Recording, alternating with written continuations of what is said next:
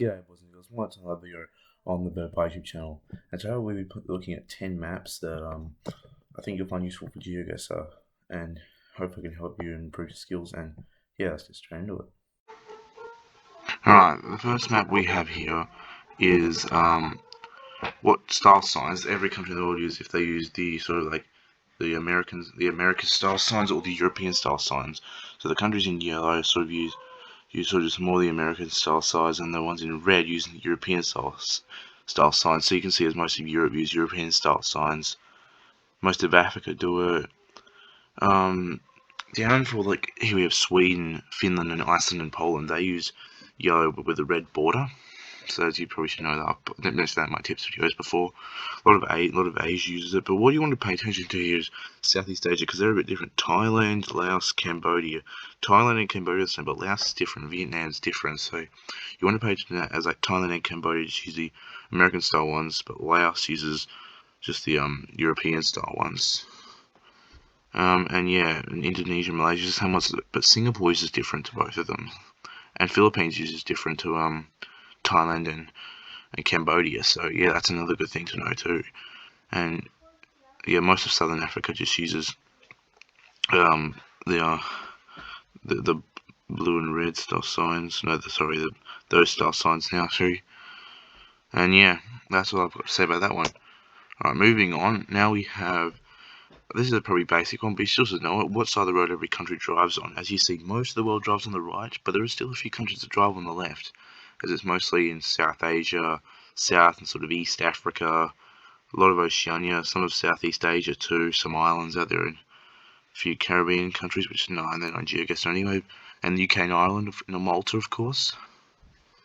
But yeah, if you take the countries that drive on the left, there is not many countries on Google Street View cover that drive on the left, so you should narrow down your guesses to some countries. But yeah, especially and again, this one's for Southeast Asia. Thailand and Cambodia can be difficult to tell apart sometimes, but the one thing is they drive on different sides of the roads, which can help you out very, very well. So yeah, that's all I've got to say about that one.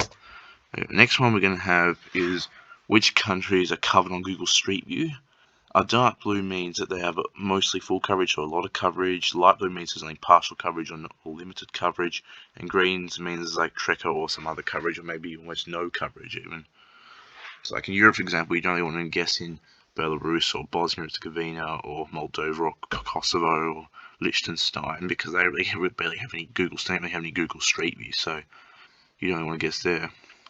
And in Africa, a lot of countries aren't covered. The Algeria and Libya and Egypt, they got some Trekker. A lot of these other northern African countries don't have any coverage. Nigeria and Ghana and Senegal have only got some limited coverage. Same with Kenya and Uganda. And yeah, again, pay attention to the Southeast Asia again. This is the area that can help you out actually. With Thailand, Laos have a lot of coverage. Laos doesn't have as much. Indonesia and Malaysia don't have as much as like these countries. Also, I forgot to mention in Europe, Ukraine and Germany have less coverage than like most of the other countries. So yeah, that's what I've got to say about that one.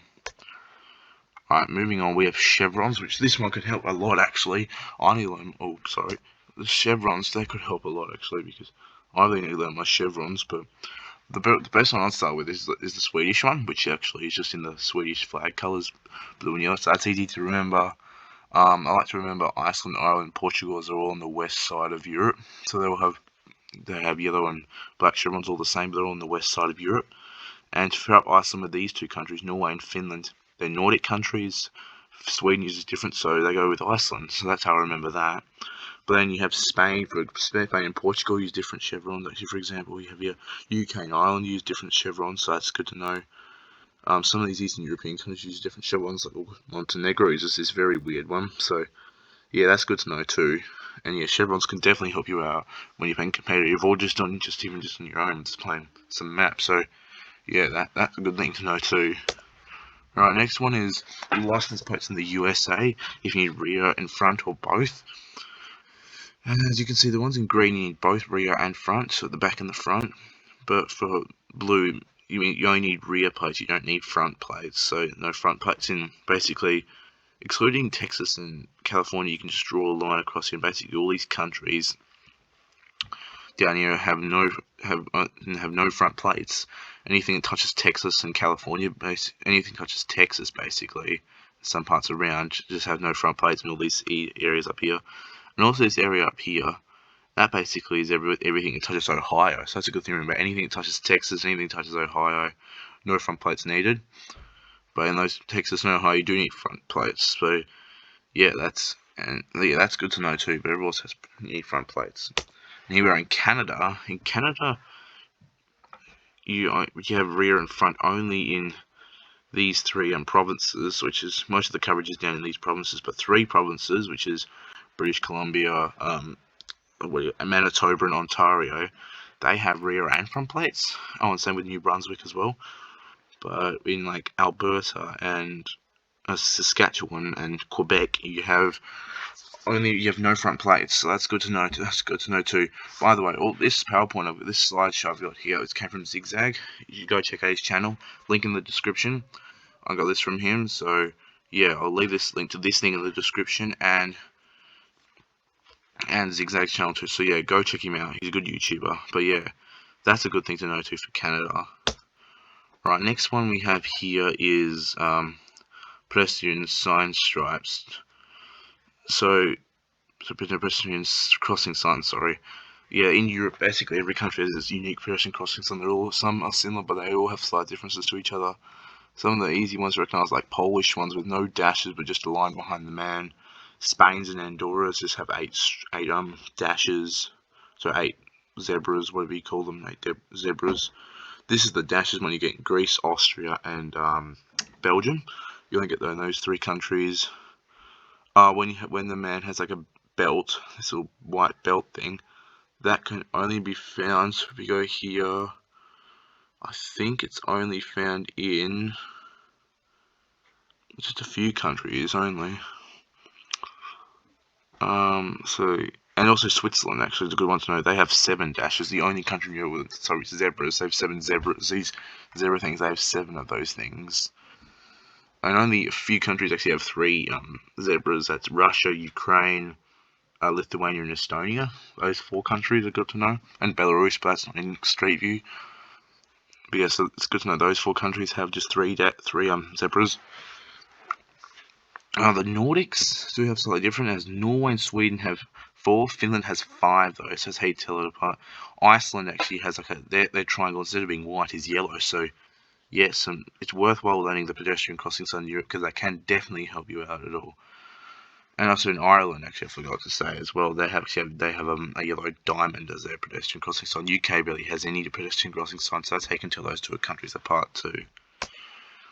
The next one here is road lines, which is very useful in rural locations, as there's not much else around. It's very useful to learn this one too for when you're in rural locations. Like, as you see, all the countries highlighted in green use all white road lines. So that's like Australia, a lot of Europe, Russia, India. Yeah, most of Europe, basically all of Europe use just all white road lines. Well, Finland and Norway do not actually. They're under the middle yellow and all white, and then outer white, so they can have all white, so they can also have middle yellows as well, so that's good to keep in mind. And the UK has been classified as the purple one, which has been middle white, outer double yellow. You can have double outer lines in the UK, which is an interesting thing to know too. In South America, mostly you don't have just complete white road lines. Chile is the country uses the most. Argentina has sometimes. It's been very rare in Bolivia, Peru, and Colombia to have it. So I think mainly Chile has it. Sometimes Argentina, very rare in the other countries, but mainly they do have a yellow line in the middle. Same with like the North American continent of Canada, USA, Mexico. They have it. Dominican Republic's the same. Costa Rica's the same. Yeah, they're all very like that. One I actually want to point out here is UAE. They've been put under this grey colour, which is middle white or yellow and outer yellow. So in some places in the UAE, you can have all yellow road lines, which is quite rare in the world. It's only found in the UAE. That's something to actually look out for. It's only found in the UAE you can have all yellow road lines. So if you see all the yellow road lines, you are in the UAE. But they can also have white road lines with yellow outers. And obviously, Southern Africa follows the same thing. They've the whites in the middle and outer yellows. So yeah, that's what I have to say about that one. Right, the next one here is, I like this one of my favourite ones, the stop signs. Learning stop signs is quite easy, I feel. As you know, basically all of South America, it uses pare, but also actually Dominican Republic uses pare too, because you got to keep that in mind. You know, they're actually part of Central America, they use pare. So all of South America and Dominican Republic use pare. Mexico and Guatemala use alto. So you can differentiate those countries from each other. They would just use Canada and US will use stop. However, in Quebec they will use arrêt, which is the French word for stop. Quebec is a French-speaking province, so you'll find arrêt in Quebec. Most of Europe just uses the normal stop sign, but the fonts you can see are a bit different. As you see, the Spanish one has sort of a different font to, let's say, the German one or the Polish one or something like that. Turkey is an interesting one. So they use der, which is the Turkish word for stop. So that's good to actually tell it apart from, like, I don't know, like Bulgaria or Greece, because some can look like that. Israel has quite a unique one, just the hand. Jordan and UAE have basically the same one, just stop, because it just has the Arabic and it says stop underneath. Tunisia is very similar, but the text is a bit thinner. Nigeria, I'm pointing out Nigeria's one is it's a very unique one. It's got a yellow border with yellow text. So yeah, that's actually a pretty unique one you should learn. And even Kenya and Uganda's one, good to tell them apart. But one of them is Southeast Asia again. Southeast Asia have so these sort of stop signs. So like in Cambodia they have theirs written with the Khmer language. It's good to be able to recognise these languages. Like Thai have these straight letters, stop sign. Laos is a similar one, but you can just remember like this. Try and remember this means stop.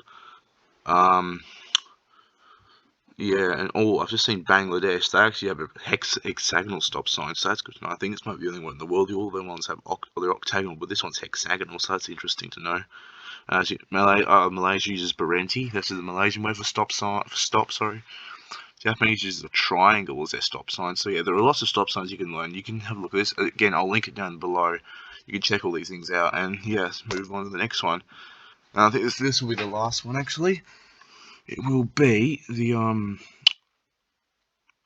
speed limits of every country in the world, include US states and Canadian provinces and Australian states.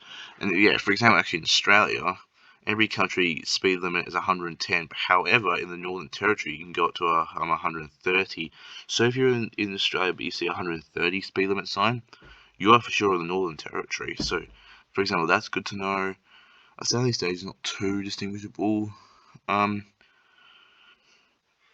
like the US and that, it's good to know some of the speed limits you can go up to, because in these western states and these sort of central eastern ones it's the same, but some of these ones in the central areas are a bit different, so it's good to learn that too. Europe is quite an interesting one. Bulgaria and Poland can go up to 140 kilometers an hour. Germany has no limit. That's good to know. Germany has no limit. Yeah, that's what I've got to say about that one. And yeah, that will be it for the video. Yeah, so yeah, guys, that'll be it for the video. Hope you enjoyed. Hope you learned something new. Subscribe for more if you did and you enjoyed it, and like the video. Comment what you thought of it. Comment some suggestions you might like for my next videos, and yeah, I'll see you guys in the next one. Peace out.